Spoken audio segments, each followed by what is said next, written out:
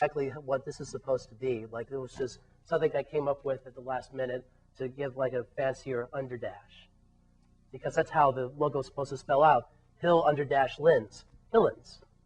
Very good. Shall we move on to the next work of art? Absolutely. Is this your most recent one? Yes, it is. This is my third painting. I titled this one Mars. The thing of it was, this is very different from the other two, and it was because I took some time off from painting as the summer approached by. One of the things was that as I got out of the semester, from my junior year, I had to go out and get a job. I had to go and get a summer job because I never had one before.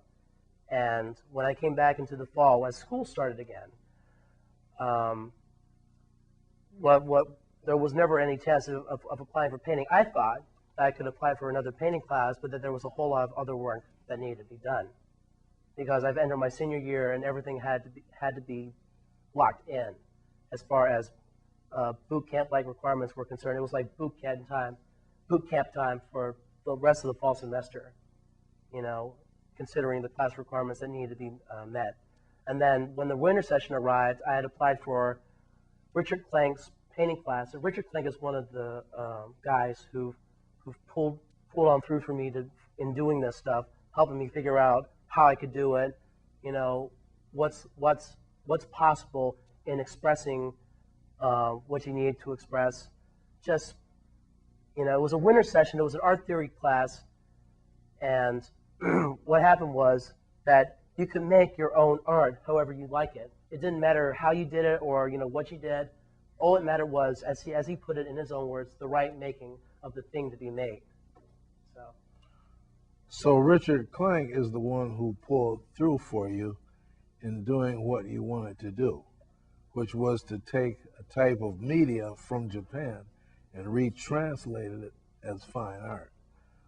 What is its significance to you, and how big an impact did it have on the Western audience as far as your view? Well, back in the mid-'90s, you had, a few anime shows but the anime is short for Japanese animation, by the way. So anime shows like Sailor Moon, as you see here, and like Dragon Ball, these two shows were like at the epicenter of a breaking anime phenomenon. Like it broke waves for morning shows and for all other kid shows. I mean, really, it was what middle school kids and high school geeks and even a minority of college-age kids, really dreamed of, was to see their stuff from Japan, their favorite shows from Japan, such as these, Sailor Moon, Dragon Ball, and the like, to really be put on American television and translated. And then a slew of other shows followed. You had like Pokemon, your typical monster in your pocket type shows. Then you had like Tenchi Muyo, where you have a slew full of beautiful women surrounding, a nerdy guy, for no reason. Then you had like really big mechanical action shows, Gundam, the Big O. You had, you've essentially had you had a lot more variety in terms of the animated shows that were imported from Japan and translated in the Western side. So like the phenomenon got bigger from that point on, and more companies wanted to grab that opportunity and try to to import even more shows. And then the fan base was growing for all the shows, and then it was like nothing you've seen. Like if you were an old school fan of the in the 70s and 80s, you would not have predicated the madness that followed. Like the phenomenon was just huge. It was a really big success for anime shows on the Western side, especially in America. And then you had like, anime networks following, Cartoon Network specials. You had like original American shows that took on the anime style, like say the Boondocks, not an action show, it was a comedy show, but really it took that similar style and made it into its own. And Batman Beyond, you had other shows like Teen Titans, and you had a slew of others, Totally Spies, and all other kids shows that were taking on the style and were just borrowing their stuff from Japanese anime. So now we come to Mars. Can you talk with us about your approach to this piece? Absolutely. What I did was I'd chosen a character from the Sailor Moon show, and she's one of the best sailor soldiers, as they call her. Um, I chose this one in particular because I liked in the original photograph, well, the original image, um, that self-assurance, that poise. I loved it so much that she exudes confidence and inner awareness, and I wanted to exemplify that and probably modify it as to, expand on that idea. Like you see here, the roses and all that. Um, so yeah, and the logo. Now, with regard to Neptune, is this based on Sailor Moon also? Yes, it is. Neptune, I wanted to do was do it similarly to Mars, but the thing was that there was a point in which, I wanted to do it a little differently, for no other reason than to try to obscure like the reference to the character and probably leave the title alone and let other people add other meanings to it, so to speak.